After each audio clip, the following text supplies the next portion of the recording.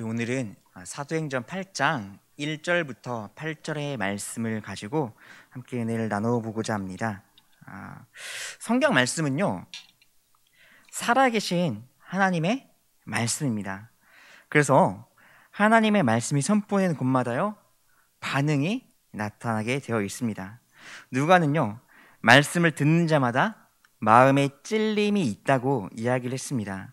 사도 베드로가 이 성령의 역사를 부인하던 사람들한테 복음을 전해버리니까요, 그 말을 듣고 사람들의 마음이 찔렸다라고 했어요. 또 스데반 집사가요, 산헤드린의 공회원들에게 설교를 할 때도요, 이 말을 듣고 그 사람들의 마음에 찔림이 왔습니다. 말씀을 들으면요, 하나님의 말씀의 능력을 인해서 우리의 마음에 찔림이 옵니다. 성령께서 말씀의 검으로 우리를 찌르시기 때문에 그렇습니다. 그런데 그 마음에 찔림이 온다고 해서요, 누구나 다 똑같은 반응을 보이는 것은 아닙니다. 베드로의 설교에 마음이 찔렸던 사람들이요, 형제들이 어찌할꼬 하면서 우리가 막 어찌할꼬 하면서 회개의 기회로 삼았던 이런 사람들도 있었던 반면에요, 산헤드린의 회원들은요, 이를 갈면서 스데반을요 잡아 죽이는 데 힘을 냅니다. 언뜻 보면요, 이 스데반의 설교가 저 완악한 사람들 때문에 무참하게 짓밟히는 건 아닌가 싶기도 합니다. 그러나 사도행전을 기록한 누가는요, 이 스데반의 순교를 헛되게 보지 않았습니다. 스데반이 돌에 맞아 죽을 때요, 거기에 사울이 있었거든요. 이 사울한테 누가가 주목을 하는 거예요. 비록 사울이 이번에는 예수님을 믿는 사람들을 잡아가는데 앞장서는데 막 졌지만요, 이 누가는 하나님께서 스데반 집사의 이 고백을 통해서요, 놀랍게 역사를 하실 것을요 확신했습니다. 우리 스데반의 마지막 고백 두 마디 한번 살펴보겠습니다. 바로 앞에 있어요. 7장 59절과 60절 하반절에 있습니다. 주 예수여 내 영혼을 받으옵소서, 이거랑 또 주여 이 죄를 그들에게 돌리지 마옵소서, 이 고백들이에요. 사울은요, 스데반 바로 앞에서 스데반이 했던 말을요 똑똑히 들었습니다. 그러면서 이 스데반이 했던 이 두 마디 외침이요, 사울의 가슴을 파고 들었어요. 죽음 앞에서 어떻게 이렇게 당당할 수가 있는 거지? 게다가 이 죄를 저 사람들에게, 자기를 돌로 죽이는 이 사람들에게 돌리지 말라니, 이 말이 이 사울의 귓가요 두고두고 울렸던 것 같아요. 그렇지만 사울의 마음은요 확고했습니다. 사울은요, 스데반을 죽인 일에 앞장서지 않았지만 스데반이 당연히 마땅히 죽어야 될 사람이 죽었다라고 이렇게 생각을 했어요. 그러다가 그날에 하면서 사건이 전환됩니다. 스데반이 돌에 맞아 죽던 그날 예루살렘 교회는요 큰 박해가 찾아왔습니다. 그래서 사도들을 제외한 모든 성도가요 예루살렘을 떠나서 유대와 사마리아로 막 뿔뿔이 흩어집니다. 말이 좋아서 흩어졌다라고 하는 거지 사실은요 풍비 확산 난 거죠. 그다음 성령으로 충만했던 성도들이 함께 모여서 떡도 떼고 교제도 나누고 아름다운 교제를 나누고 이렇게 했던 사람들이 뿔뿔이 흩어지고 말았던 거예요. 갑자기 들어친 이 박해 때문에요. 근데 이 사건을요 이렇게 사람의 관점으로만 보는 것이 아니고요, 하나님의 관점으로 바라보게 되면요, 이 또한 하나님의 계획이 있었고 이 또한 하나님의 은혜가 있음을 우리가 알게 됩니다. 흩어졌다라고 한 이 표현을요 헬라어로 살펴보면요 디아스페이로입니다. 뭐라고 쓰이는 것 같죠? 네. 히브리어네. 이 단어는요 농부가 밭에 나가가지고 씨를 뿌릴 때 사용했던 단어예요. 예수님께서요 천국을 씨 뿌리는 농부로 비유로 말씀하신 적이 있는데 여기서 하나님을 씨 뿌리는 농부로 비유를 하십니다. 이 비유를 오늘 말씀에 적용해 보면요, 농부 대신에 하나님께서 세상 곳곳에 복음이 필요해가지고 그 복음을 전하기 위해서 복음으로 뭉쳐있는 이 성령으로 충만해 있는 예루살렘 성도들을요 흩어 뿌리신 것을 볼 수가 있습니다. 한마디로 하나님께서 세상 곳곳에 복음을 전하기 위해서 박해라고 하는 방법을 들어서 썼다라고 하는 거죠. 그럼 이제 이 초대교회 성도들이 마주했던, 또 그들이 감당했던 이 박해는 어느 정도의 박해였을까요? 어느 정도의 박해였을까요? 박해라는 표현에요, 메가스라는 표현을 썼어요. 여러분, 메가라고 하는 표현 익히들 들어서 익숙하시죠? 지금도 너무나 막 즐겨 쓰죠. 뭐 3,000원에 이때만한 커피 주는 거 메가 커피 뭐 이렇게 하는 브랜드도 있고요. 뭐 메가 스터디, 저 공부할 때는 문제집이 원래 이만씩 했었는데 메가 스터디에서 나온 거는 문제집이 이따만 했어요. 엄청나게 컸습니다. 그거 400문제 풀고 나면은 그래도 등급이 유지는 되는 것 같더라고요. 예. 원래 방학 끝나고 나면은 이 서울에 있는 친구들이 공부를 팍팍 해서 그런가 똑같은 점수가 나도 등급이 떨어졌었거든요. 근데 그걸로 이렇게 열심히 하고 나면은 등급이 그래도 유진이 됐었던 것 같아요. 제 짧았던 고등학교의 그 생각이 기억입니다. 예. 여튼 뭐 메가 스터디 이런 것들처럼요, 메가가 앞에 붙으면요 큰 겁니다. 그죠? 이런 표현이 지금 박해 앞에 붙은 거예요. 그럼 우리가 큰 박해구나 하는 것을 알 수가 있죠. 도무지 성도들이 막 감당하고 싶어도요, 감당할 수가 없는 그런 큰 박해가 밀려오는 겁니다. 이런 메가톤급 박해가 가해지면요, 보통 어떤 반응을 보이시나요? 일신의 안위를 위해서 예수님을 믿지 않겠다고 뭐 배교를 하는 사람들도 나올 거고요. 또 막 우리에게 왜 이런 고난을 주십니까 하면서 하나님을 원망하고 불평하는 사람들도 나올 겁니다. 왜 이스라엘 백성들의 전매 특허잖아요.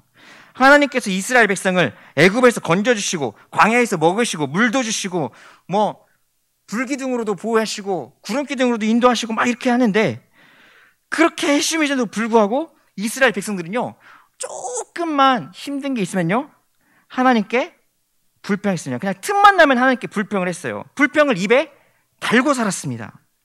제가 뭐 그렇게 오래 살진 않았지만 그래도 제 살아온 경험에 비춰보면요, 불평을 입에 달고 사는 친구들은요 될 일도 안 되더라고요.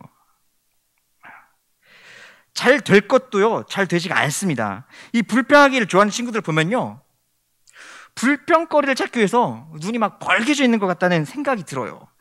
조그마한 것도 그냥 의뢰이 넘길 수 있는 것도요 꼭 트집을 잡아가지고 뻥튀기를 시켜가지고 큰 불평으로 만듭니다. 그래서 막 이 친구들 보면은 일이 안 되는 이유만을 만들더라고요. 보면은 참 안타깝죠. 이스라엘 백성들도요, 불평을 할 때마다 그렇게 호되게 혼나는데도 불구하고요 또 불평을 합니다. 그 모습을 계속 볼 수가 있어요. 여튼 누가의 기록을 보면요, 당시 이 초대교회 가운데 엄청난 박해가 찾아왔지만 이들이 불평했다라는 기록은 볼 수가 없습니다.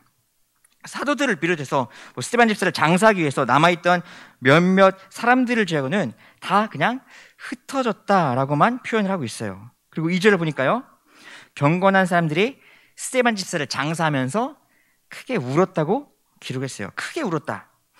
스데반이 죽어가면서 뭘 봤습니까? 뭘 봤어요? 하늘을 우러보면서 주의 영광을 봤죠. 그리고 또 보좌 우편에 계시는 예수님을 봤습니다. 그러면요, 이 성도들이 생각할 때 스데반이 죽어서 주의 품에 안겼다고 생각하는 게 쉽지 않겠어요? 그죠? 사람들이 스데반이 죽어서 주의 품에 안긴 것을 몰라가지고 막 이렇게 울었을까요? 이들이요 울었던 이유가 있습니다. 이 땅에서 뭐 스데반을 더 이상 볼 수 없다는 아쉬움도 물론 있었겠지만 이들이 울었던 진짜 이유는요 따로 있어요. 지금 이 순간, 이 박해와 고난이 있는 이 순간 하나님의 위로가 필요했기 때문입니다. 하나님의 위로를 위해서 이들이 이렇게 함께 울었던 거예요. 여러분요, 울 때는요 같이 울어야 됩니다. 울음도요 우리 하나님께서 주신 표현이에요. 선물입니다. 울어야 할 때 울지 못하고 울음을 막 억지로 참고 이렇게 하면요 나중에 더 큰 상처가 돼가지고요 돌아옵니다. 나사로가 죽었을 때도요 예수님께서 어떻게 반응을 보이셨어요? 어떻게 반응 보셨어요? 예수님도요 슬퍼하시고요 우셨어요. 우는 것은요 자연스러운 현상입니다. 우는 자가 있을 때 함께 찾아가서 울어주는 것, 이게 큰 위로가 되고요, 그 사람이 아픔을 딛고 일어설 수 있게 하는 힘이 되는 겁니다. 왜 우리도 일이 잘 안 돼가지고요, 막 어려움을 겪고 있을 때 옆에서 이건 이렇게 해야지, 나는 저렇게 했더니 잘 되더만, 저 좀 노력 좀 해봐, 막 이렇게 이런 이야기나 하면서 막 훈수만 하는 이 훈수충이 옆에 있으면요, 얼마나 막 천불이 납니까? 근데 그렇지 않고 그냥 옆에서 가만히 있어주고 내 이야기 들어주고 내 아픔에 공감해주고 고개만 그냥 끄덕거려주고 옆에 있기만 해줘도 힘이 나지 않아요? 이사야서 61장 2절과 3절 말씀 우리 한번 찾아볼게요. 말씀은 띄워주긴 할 건데 그래도 같이 찾아서 읽겠습니다. 이사야서 61장 2절과 3절.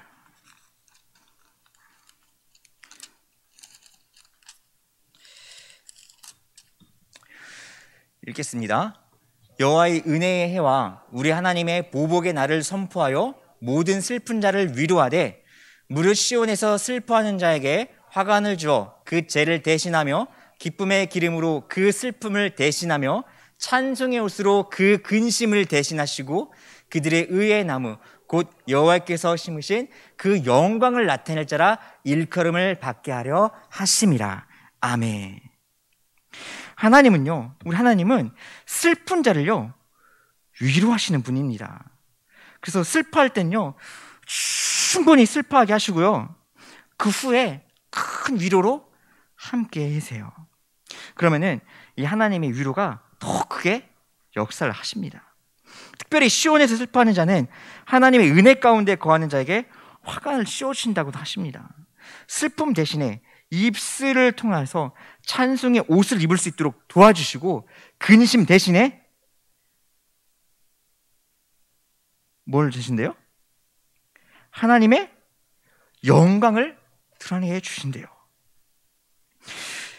지금 경건한 성도들, 이 스데반의 죽음을 목격하고 큰 상심이 있지만 이들이 함께 울면서 하나님께서 우리에게 부어주실 큰 위로를 기대하면서 같이 울어주고 있다는 거죠.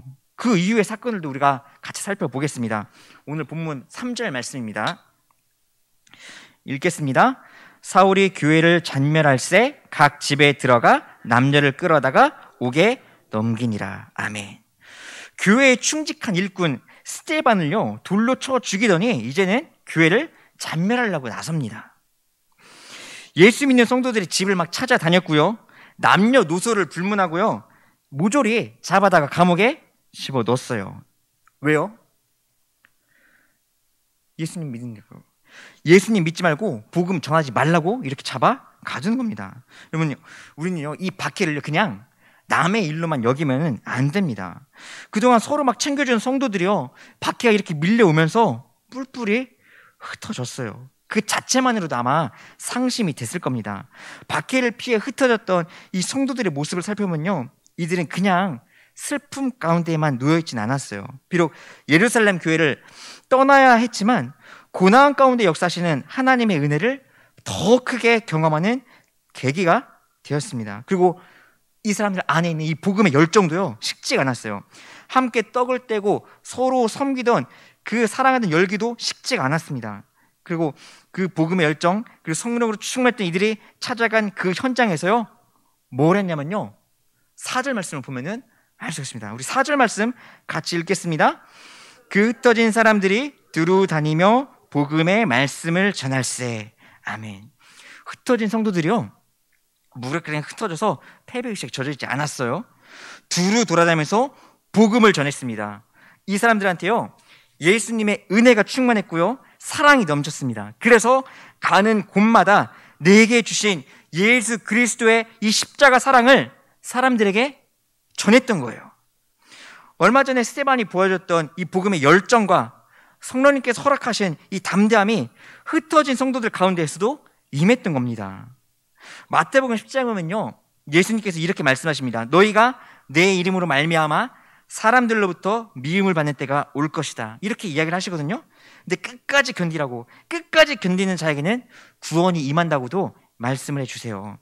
마태복음 10장 23절 상반절에도 보면요, 이 동네에서 너희를 박해하거든 저 동네로 피하라, 이렇게 말씀을 하시거든요. 이 말씀은 근데요 그냥 박해를 피해서 니네 도망 다녀라 하는 그런 말씀이 아닙니다. 저들한테 복음을 전했는데도 불구하고 그들이 막 복음을 받아들이지 않으면은 딴 데 가서 복음을 전하라는 거예요. 왜요? 복음 필요한 곳이 많이 있으니까요. 누가는 이 말씀에 따라서 복음을 전했던 일꾼 한 명을요, 우리한테 또 소개를 시켜줍니다. 5절 말씀이 나오죠. 같이 읽겠습니다. 빌립이 사마리아 성에 내려가 그리스도를 백성에게 전파하니. 아멘. 이 빌립이라는 인물은요, 스데반이랑 같이 초대교회 성도 중에 세워졌던 7 집사 중에 한 명입니다. 스데반 집사가 최초의 순교자로서 쓰임을 받았다라고 하면요, 이 빌립은요 최초의 선교사로서의 사명을 감당했던 인물이라고 보면 돼요. 그래서 성령의 이끄심을 따라서 복음의 열정을 가지고요 사마리아로 찾아갔습니다. 당시에 사마리아는요 유대인들한테 있어서 그렇게 달갑지가 않은 그런 땅입니다. 그런 땅에 빌립이 찾아갔어요. 유대인들이 사마리아 땅을 싫어한 이유가 있습니다. 솔로몬이 죽은 다음에 나라가 분열됐잖아요, 그죠? 북이스라엘과 남유다로 나뉘었죠. 이때 북이스라엘의 수도가 사마리아입니다. 사마리아. 근데 이 북이스라엘 사람들이요 하나님을 섬기지 않고요 하나님한테 엎드리는 게 아니라 누구한테 엎드려요? 우상한테 엎드립니다. 우상에 빠지더니요 헤어나오지를 못합니다. 그래가지고 하나님께서 북이스라엘을 심판하시죠. 아수르 손에 북이스라엘 넘기셔가지고요 북이스라엘이 그렇게 사라지고 말았습니다. 멸망당해버렸어요. 아수르가 북이스라엘 삼킨 그 다음에 민족 융합 정책을 펼쳐요. 뭐 민족 말살 정책이라도 할 수가 있겠죠. 어떻게 하냐면요 아수르 사람들을 사마리아 땅에다가 쫙 보내가지고 사마리아 사람들이랑 결혼하게 만드는 겁니다. 피를 막 섞어버리는 거죠. 그래서 전통 유대인들이 이 전통이 사라지게 만든 거예요. 그래서 이때부터 유대인들은요 사마리아 사람들을요 좀 하찮게 봅니다. 유대인들은 사마리아는 부정한 땅이 되어 버렸고요. 여행을 할 때도 사마리아 땅은요 피해가지고 사마리아를 가로질러 가면 가까운데 위로 삥 둘러서 가기도 하고요. 굉장히 수고를 아끼지 않았어요. 그리고 사마리아 사람들은요 상종하지도 않았습니다. 그러면 빌립이 이렇게 사람들이 꺼려하던 사마리아 땅에 찾아간 이유가 뭘까요? 그냥 어쩌다 보니까 여기만 안 갔네 하고 이렇게 갔을까요?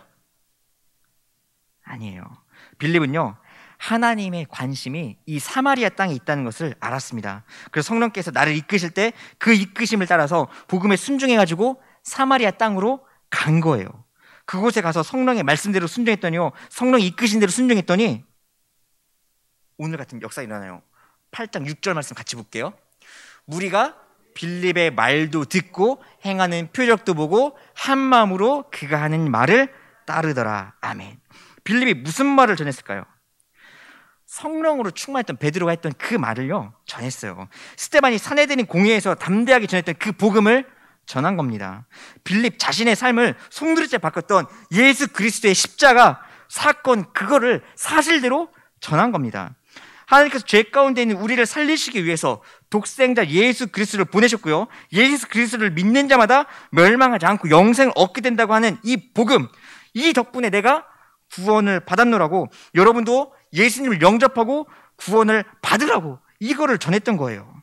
그러니까 우리가요 빌립의 말을 듣고요 성령의 역사를 목격하고요 한 마음으로 예수님을 따르게 됐습니다. 순서를 잘 봐야 돼요. 믿음은요 들음에서 납니다. 복음은요 그냥 전해지지 않습니다.